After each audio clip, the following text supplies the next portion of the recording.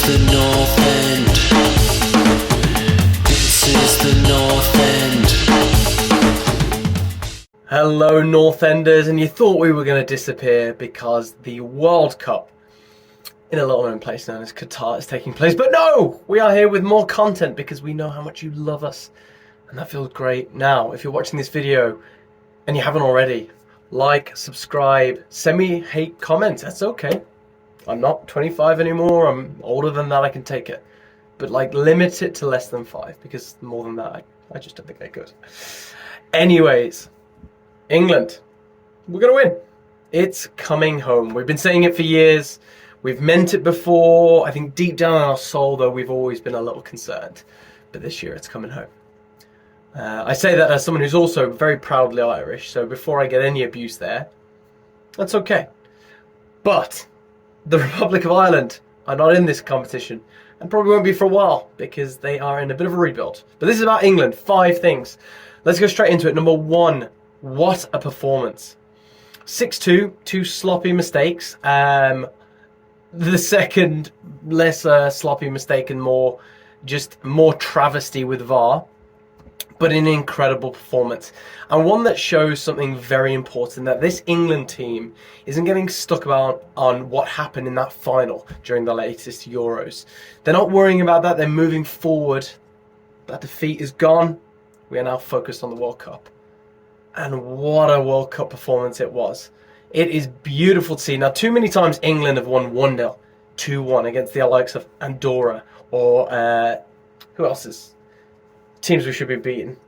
I don't know. Just use Macedonia, North Macedonia, things like that. And yeah, it's not been good enough. But now this was a really strong performance, really showing us that we deserve to be here and that we look like a team that should be feared. Now, of course, Iran, not the hardest competition, but let's not forget this is a team ranked in the top 20 of the FIFA World Ranking. So, not a bad team. Had a strong kind of tournament coming into this, into the final of the 2022 World Cup. So again, a strong performance from everyone in that team. Now, number 2, let's talk Saka. What a performance from the young lad. And I know we just talked number 1 about the team performance, but this is a really important one. Saka was a really, really damaged young player off the back of that final. Took a penalty, missed a penalty. Really was disappointing for him because he'd had such a great tournament. But straight away, shaking that off, and 2 fantastic goals and a really, really iconic performance. Now, there was a lot of murmurs there always going to be when that starting 11 was announced. No Phil Foden, Maguire starting at the back, and numerous other players that you could have said, you know, really done enough to get that start, Maddison being one of them. But I think every player on that team looked like they deserve a place, with the potential exception of Harry Maguire. We're not going to talk about that. Although I will say, Maguire offers something very unique. He offers that big, strong physicality from our set pieces, and I think we need that. He, you know, caused problems, hit the bar, won the header for Saka's second goal, or first goal, I'm trying to remember which one that beautiful volley was. But an all-round fantastic performance by the Arsenal youngster, and at 21 years of age, what a future he has.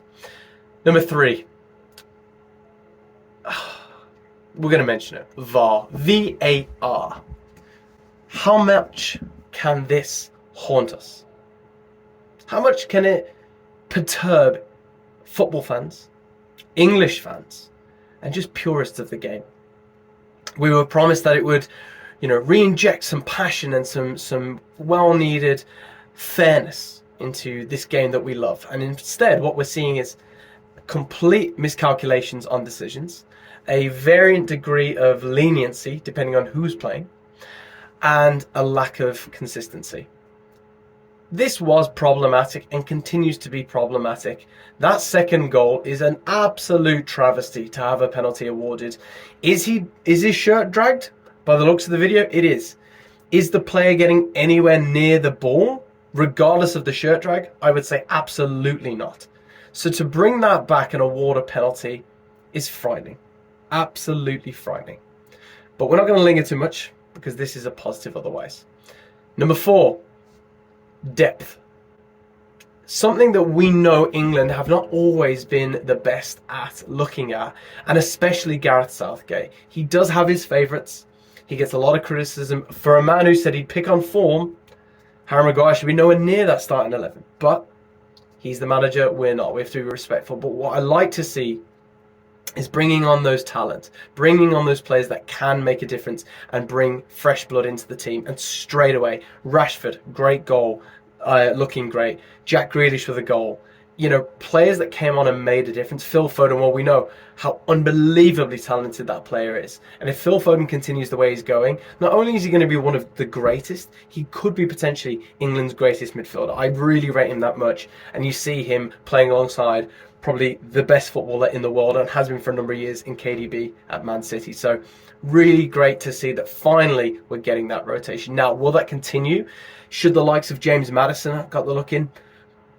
You'd have to argue that yes, because there was no player coming into this tournament that was on a better run of form than James Maddison. We'll see what happens. We've still got America. We've still got other games in this group. We still have a lot to see. So let's see what happens. But for now, seeing rotation was very important and a great thing for us to see as well.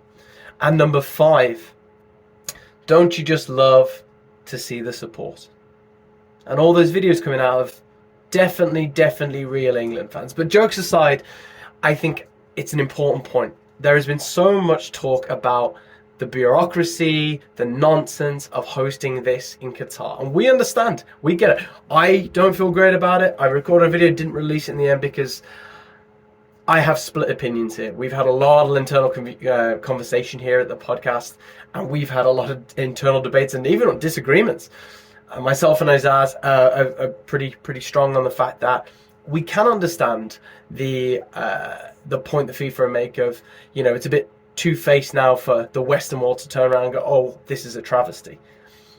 At the same time, so much of this has got wrapped up in the wrong thing.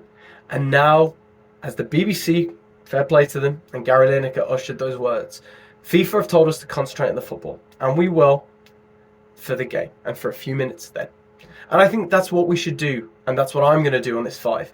We could, you know, wax lyrical on, I love that term. Anyone know what that's about? Please let me know. But we could do that for ages on all of the issues that came before, during, and will come probably after this World Cup. But let's focus on the football instead. Let's focus on a brilliant performance by a brilliant England team. Sharp, sophisticated, very good across the board. Now, is there certain players that maybe shouldn't be starting games? Maybe. But then Eric Dyer doesn't do me, you know, a lot of confidence as a starting centre-back. I know Brian will probably get annoyed by that, and I know Tottenham fans will, but I don't think he is starting centre-back material. I think the likes of Pulisic against USA will tear him apart, or have the ability to. But I could be wrong on that one. So let's see what happened. There was other guys that maybe should have been brought. They haven't been brought. But let's just see. But other than that, fantastic performance. Harry Kane just leading the line. That goal, that setup for Sterling's goal as well. Wow. Takes the ball, moves the ball, head down, knows exactly where he's gone. One touch, great ball in, and a fantastic finish. So there's our 5 things. It is exciting. I think England have a real opportunity here. Let's see how the group goes. Another great performance against the US, and then maybe we can start to get excited. Do I think we're going to win? No, we're England. But do I think that we can still progress through the stages and really start to maybe look like we can win? On that performance, I absolutely do. We've beaten the great state of Iran in the game of football. Now let's see if we can do it against the mighty US of A. And last point, I think it's worth noting just how brave it was for the Iranian national team to refuse to sing their national anthem, to stand with women's rights in their country.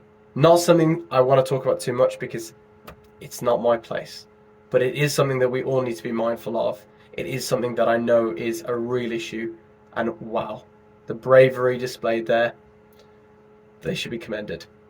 Anyways, we'll be back.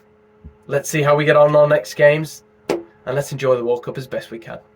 Remember, like, subscribe, tell all your friends, Yes, and yeah, I know this is real hair, so thanks for that. We'll see you again. This is the north.